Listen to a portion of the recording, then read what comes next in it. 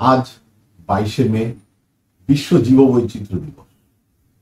এবছর মানে 2024-এ আন্তর্জাতিক বিশ্ব জীববৈচিত্র্য দিবসের theme be part of the plan. আমরা জানি ওয়াল্টার জি রোসেন 1985-এ প্রথম বিশ্বের সকল প্রকার জীব ও তাদের জীবন ধারণকে একত্রে বোঝাতে জীববৈচিত্র্য অর্থাৎ বায়োডাইভার্সিটি শব্দটি প্রণয়ন।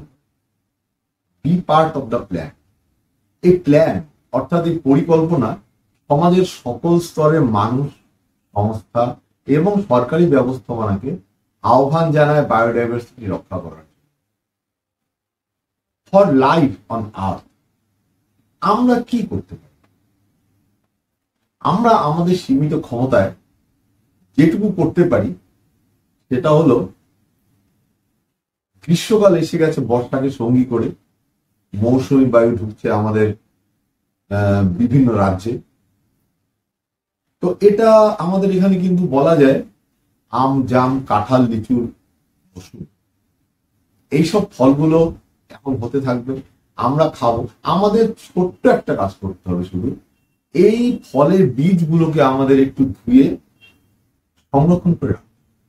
তারপর বর্ষার ভেজা মাটিতে এই বীজগুলোকে সঠিক জায়গায় একটু ছড়িয়ে দিতে হবে, যেটা এমন কিছু কঠিন কাজ না। আমাদের বিদ্যালয় প্রাঙ্গণ থেকে শুরু করে বিভিন্ন প্রতিষ্ঠানের প্রাঙ্গণের নির্দিষ্ট জায়গায়, রাস্তার দুপাশে, নদীর পাড়ে, রেল লাইনের দুপাশে কিংবা বিভিন্ন পৌর জায়গায় যেখানে অনাবাদি জমি রয়েছে, সেখানে যদি আমরা এগুলোকে ছড়িয়ে দিই, তাহলে এই গাছগুলো তো অঙ্কুরিত হয়ে পল্লবিত হবে।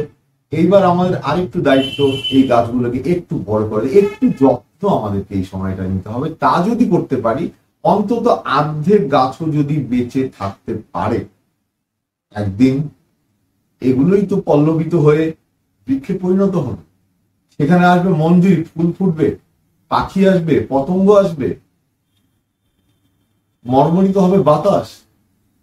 এই বৃক্ষের যে পাতা আমাদের পরিবেশের দূষিত কার্বন ডাইঅক্সাইডকে শোষণ করবে, আমাদের গ্লোবাল ওয়ার্মিং, এই যে উষ্ণায়ন নিয়ন্ত্রণে সাহায্য করবে, আমাদের বায়ু দূষণের মাত্রাকে কমাবে, আমাদের শ্বাসবায়ু দেবে, আর আনবে বৃষ্টিপাত।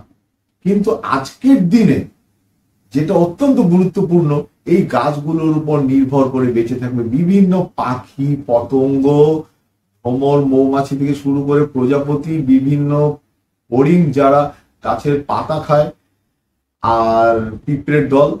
এইবার এদেরকে খাবার জন্য অন্যান্য যেসব পতঙ্গ, যেটা গেছো, ব্যাং, গিরগিট, এইরকম বিভিন্ন ইনসেক্টিভোরাস বার্ডস, তাছাড়াও আছে কাঠবিড়ালি, বাঁদর, এইসব বিভিন্ন প্রাণীদের খাদ্যের যোগান দেবে এইসব ফল, যার পুষ্টিগুণ আবার মানুষের মধ্যে এসে পৌঁছবে। একটা সুন্দর খাদ্য শৃঙ্খল তৈরি হবে। এই খাদ্য শৃঙ্খল থেকেই গড়ে উঠতে পারে একটা খাদ্য জাল, অর্থাৎ একটা সাস্টেইনেবল ইকোলজিক্যাল সিস্টেম ডেভেলপ আমাদের ছোট্ট একটা উদ্যোগের মাধ্যমে। তাই আমি সবাইকে আহ্বান জানাবো, আসুন এই ছোট্ট উদ্যোগটা নেই, যাতে ভবিষ্যতে আমরা তার একটা বিরাট ভালো ফল পেতে পারি।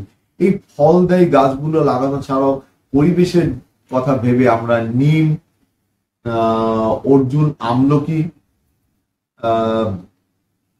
তেঁতুল, এইসব গাছগুলো কিন্তু বীজ ছড়িয়ে দিলেই অঙ্কুরিত হয়ে গাছ হয়ে যেতে পারে। এর জন্য খুব বেশি পরিশ্রমের ব্যাপার নেই।